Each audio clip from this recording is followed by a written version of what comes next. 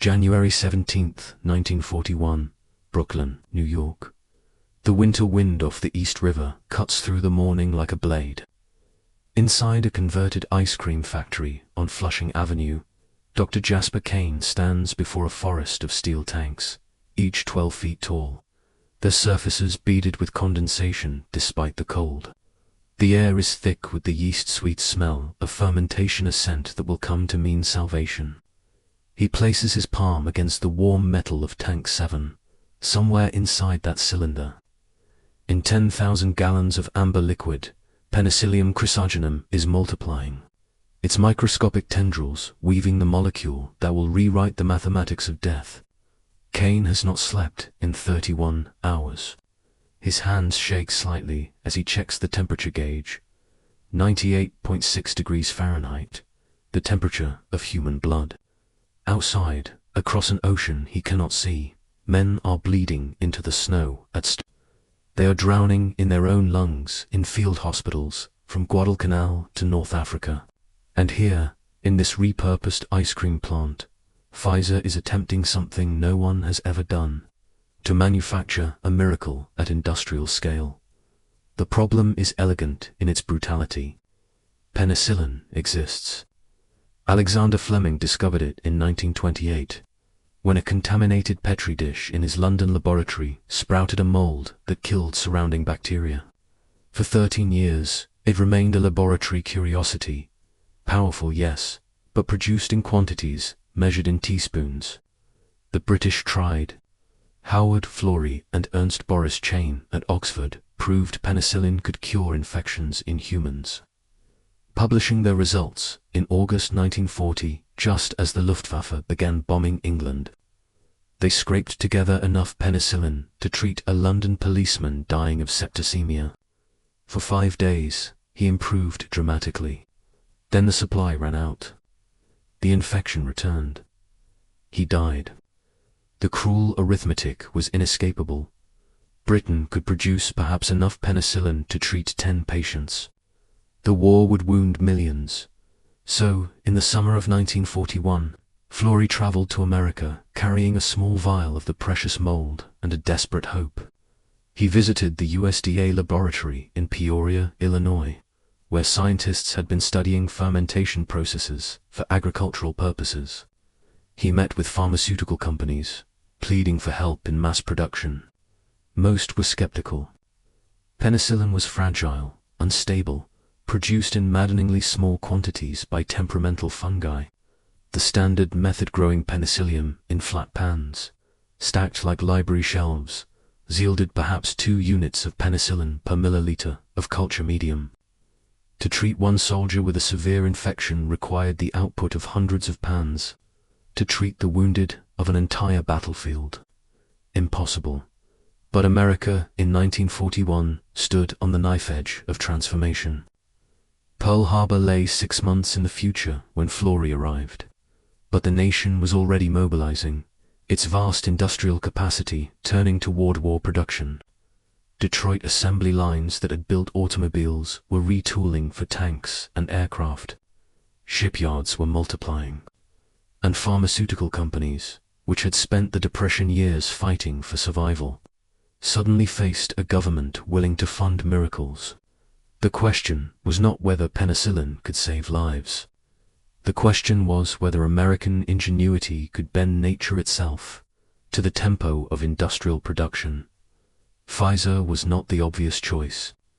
It was a mid-sized chemical company best known for producing citric acid through fermentation, the sharp temps in soft drinks and candy, while giants like Merck and Squibb dominated the pharmaceutical world. Pfizer had quietly become expert at something unglamorous but essential: growing microorganisms in large tanks and harvesting their metabolic products. When the government issued the call for penicillin production in late 1941, Pfizer's president, John McKean, made a decision that would have seemed insane by any conventional business calculation. He committed the company's entire production capacity to an untested, unproven drug that had never been manufactured at scale, for a market that did not yet exist. Using a process that everyone said could not work, The surface method of penicillin production was an exercise in medieval patience. Flat ceramic bottles, each holding, perhaps, a liter of nutrient broth, were inoculated with Penicillium spores and left to grow for a week. The mold formed a thin mat on the surface, like scum on pond water, and secreted penicillin into the liquid below. Each bottle required individual attention: sterilization, inoculation, incubation, harvesting. A single batch might involve thousands of bottles stacked in temperature-controlled rooms, each one a tiny, separate factory. The process was labor-intensive, space-consuming, and devastatingly slow. By the summer of 1942, American pharmaceutical companies using surface culture were producing perhaps 400 million units of penicillin per month, enough to treat perhaps 200 soldiers. The War Department estimated they would need 200 billion units per month. The deep tank fermentation process was theoretically elegant, but practically terrifying. Instead of growing mold on surfaces, why not grow it throughout the entire volume of a large tank? Submerge the organism in thousands of gallons of nutrient solution. Pump in sterile air to keep it alive, and harvest penicillin produced throughout the whole mass. The potential yield could be hundreds of times greater. But every attempt had failed.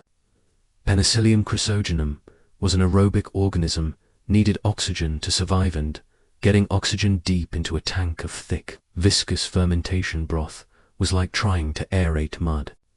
The mold at the bottom would suffocate. The temperature would climb unevenly. Contamination by other microorganisms was nearly guaranteed. Batch after batch spoiled, yielding nothing but costly waste. Jasper Kane believed it could work because he had seen Pfizer's citric acid tanks operate for years, their contents roiling with life, carefully balanced ecosystems in steel wombs. But citric acid production used Aspergillus niger, a hardy, forgiving fungus.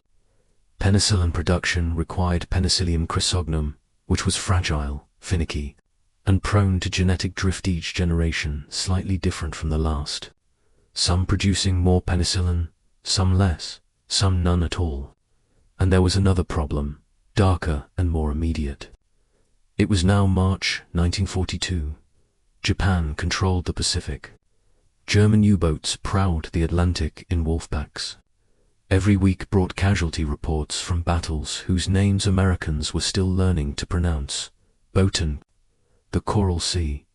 Soldiers were dying not from bullets but from infected wounds that turned, septic bacteria multiplying in damaged tissue, spreading through bloodstreams, shutting down kidneys and hearts. Sulfur drugs helped, but they had narrow effectiveness and brutal side effects.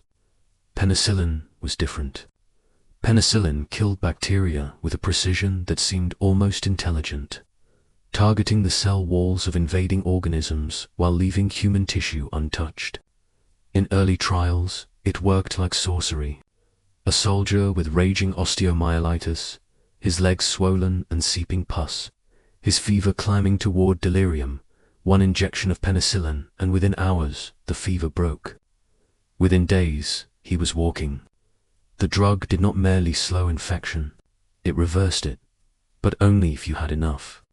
And in the spring of 1942, America had almost none, inside the Brooklyn plant. Kane's team worked with the intensity of men who understood that every day of delay had a body count. They had converted Pfizer's citric acid tanks, each holding 12,000 gallons, and fitted them with elaborate aeration systems, networks of perforated pipes that would force sterile air through the fermenting broth. The mold itself was a descendant of a strain found by a Peoria researcher on a moldy cantaloupe in a local market, a variety that produced 6 times more penicillin than Fleming's original. But even with a better strain, the process teetered on the edge of chaos. Temperature had to remain constant within 2 degrees. The pH of the medium had to be monitored and adjusted hourly. Too much oxygen and the mold grew wildly but produced little penicillin. Too little and it suffocated. Contamination was the nightmare that woke Kane at 3 in the morning. A A single invading bacterium, multiplying in the warm nutrient soup, could destroy an entire 12,000-gallon batch. 12,000 gallons of liquid that cost more per gallon than fine whiskey. 12,000 gallons that could mean the difference between a soldier returning home and his mother receiving a telegram. The first deep tank batch began fermentation on March 14, 1942, for 7 days. Technicians monitored it around the clock. The tank hummed and bubbled.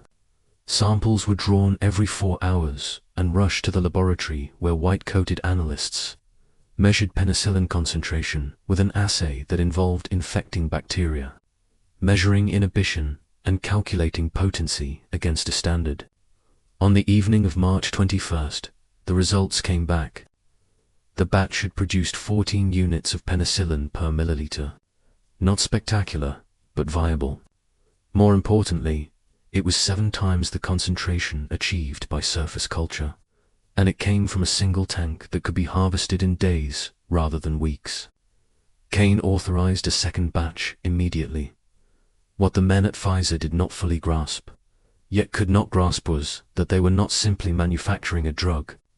They were industrializing biology itself, bending living organisms to the rhythms of mass production. For 10,000 years, humanity had used fermentation to make bread and beer and cheese. Small batch processes governed by tradition and intuition. Now they were building bioreactors the size of houses, creating artificial ecosystems calibrated to the 10th of a degree, domesticating microscopic fungi the way their ancestors had domesticated wheat and cattle. They were inventing biotechnology, though the word would not exist for another 30 years.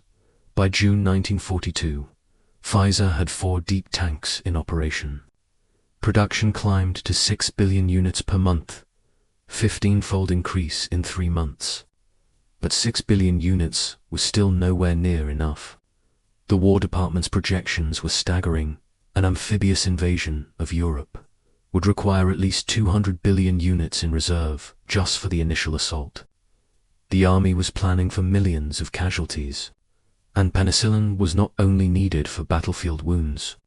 It cured pneumonia, gonorrhea, syphilis, meningitis, gas gangrene, scarlet fever, diseases that had killed soldiers in every previous war with assembly line efficiency. In World War I, infection killed more men than artillery. If penicillin could be produced in sufficient quantity, it would reverse that ancient calculus. The pressure was geopolitical and intimate at once.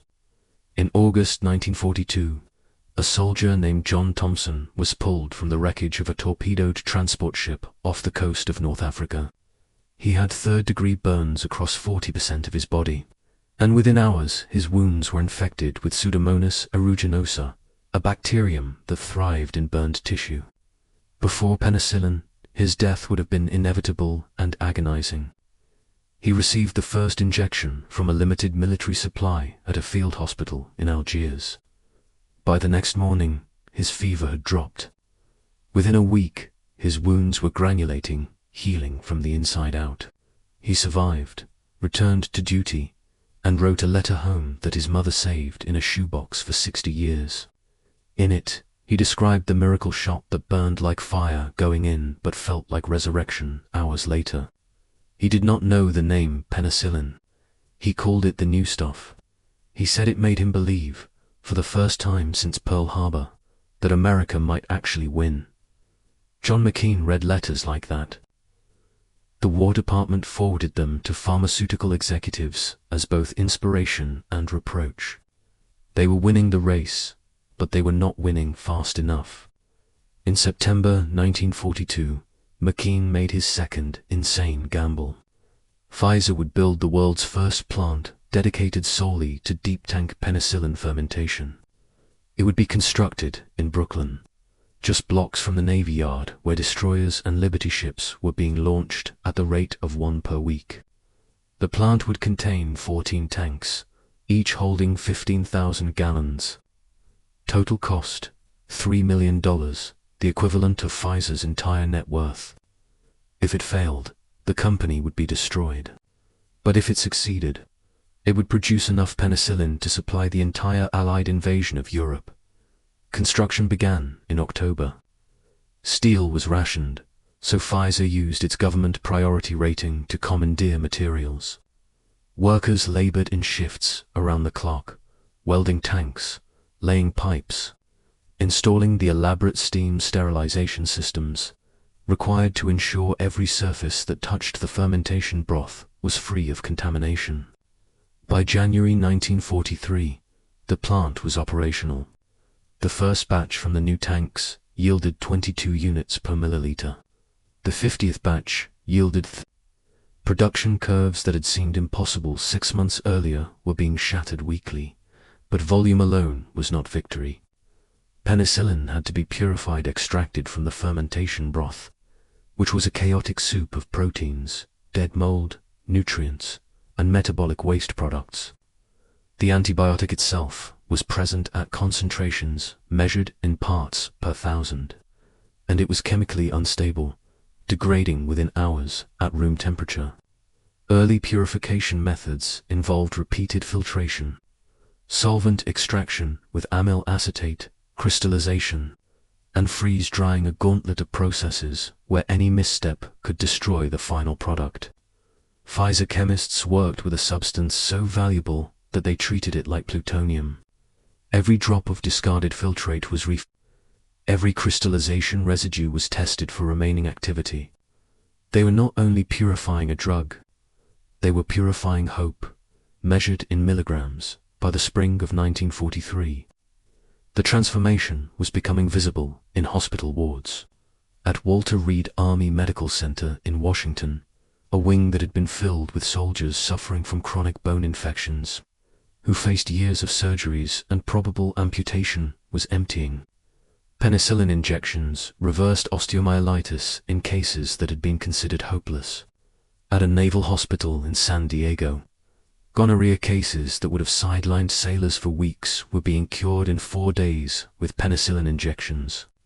The men returning to duty with a swiftness that shocked medical officers trained to think of venereal disease as a prolonged ordeal. The drug's effectiveness was so dramatic that it generated its own mythology. Soldiers began to believe they were invincible as long as the miracle drug was available. They were not invincible. Bullets still killed. Bombs still shattered bodies, but the invisible enemy, the bacteria that multiplied in torn flesh and turned wounds into graves, that enemy was retreating. The Germans knew.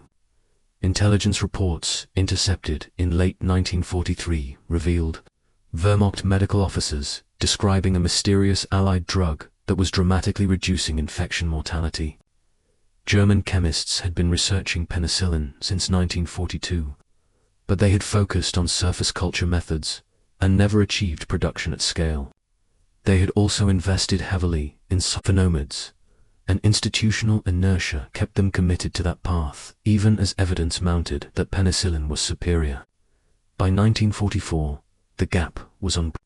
Allied soldiers wounded in Normandy were receiving penicillin within hours. German soldiers with comparable wounds died of sepsis at rates that recalled the Western Front in 1916. It was not the decisive factor in the war's outcome, but it was a factor. One more asymmetry in a conflict increasingly defined by industrial capacity. On June 6, 1944, penicillin went ashore at Normandy Beach. Medics carried it in small vials packed in insulated cases. Field hospitals, set up in requisitioned farmhouses, had refrigerated supplies.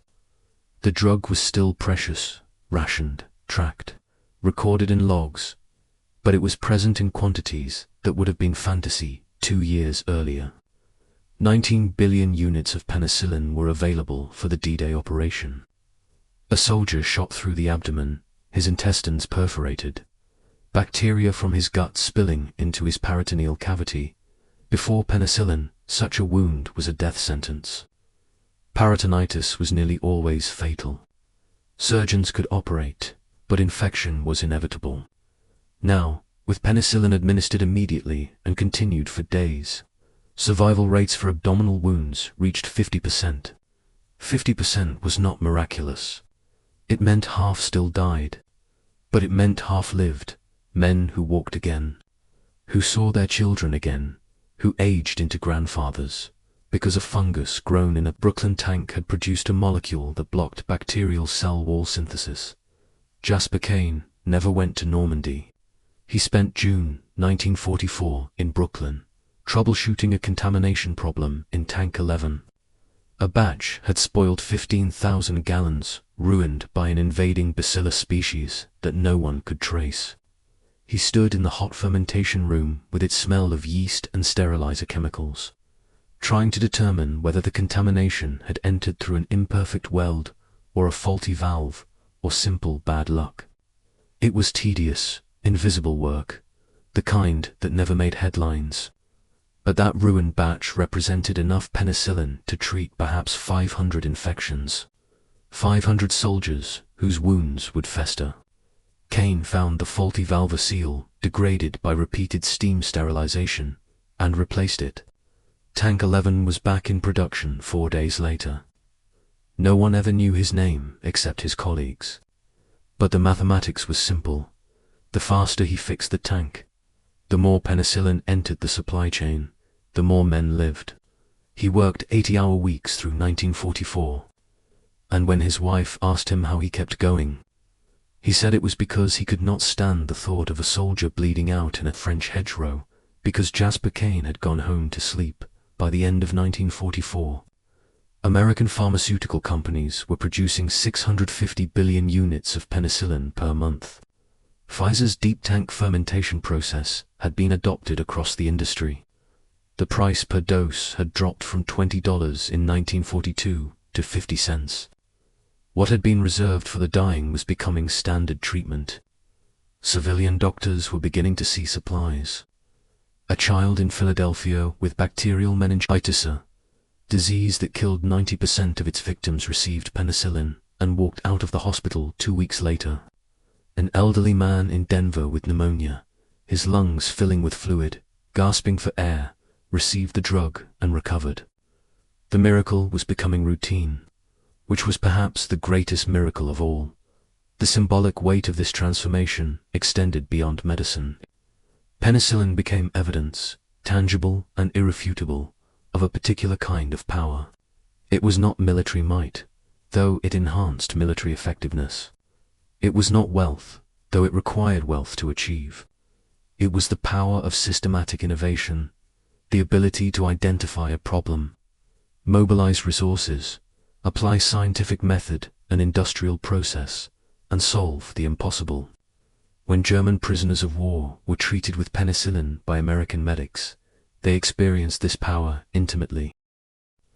A captured soldier from the Afrika Korps, wounded at El Alamein, his leg infected and swollen, scheduled for amputation, received penicillin in an American field hospital and kept his leg. He wrote in a diary later seized by censors that he could not reconcile this act, preserving the limb of an enemy with his understanding of war. The Americans had a drug that worked like magic, and they used it even on those who had tried to kill them.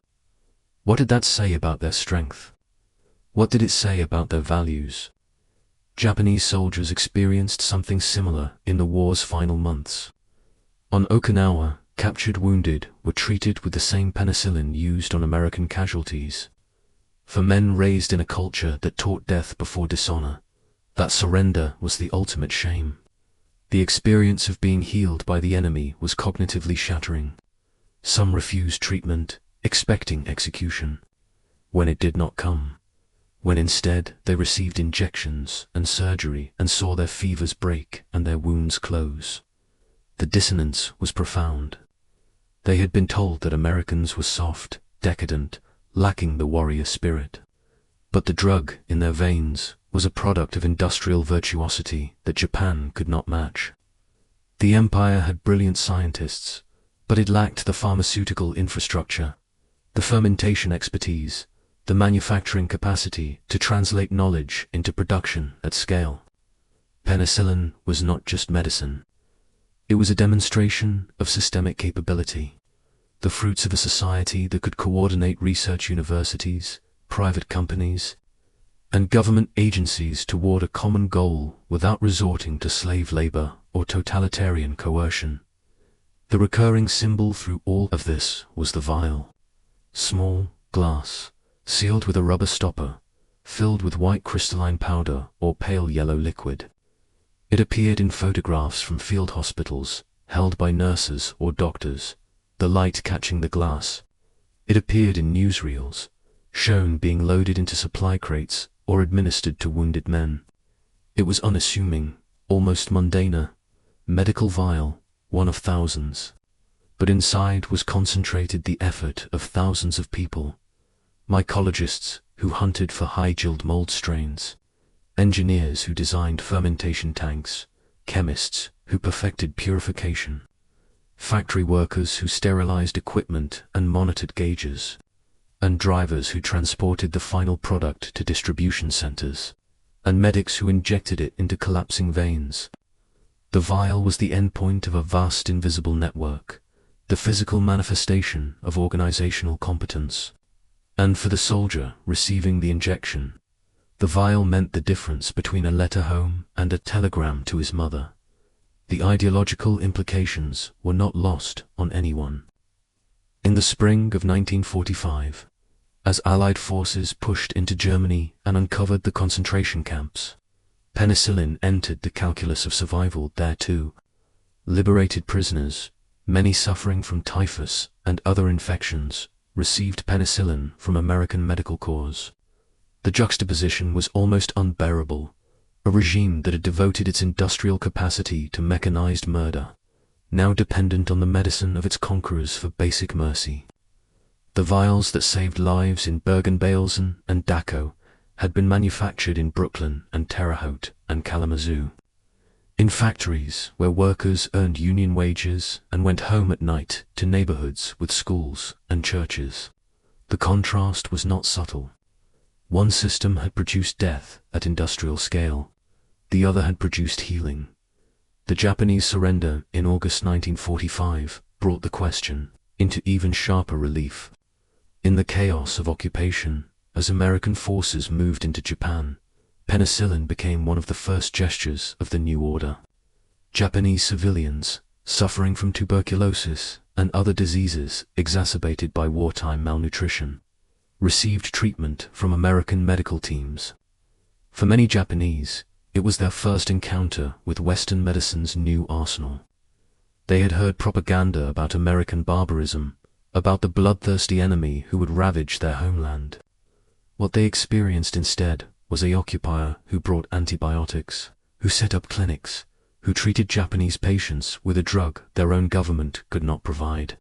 The cognitive dissonance, the gap between expectation and reality, became a crack through which new ideas could enter. The epilogue of penicillin's wartime story is written in statistics that feel both triumphant and haunting.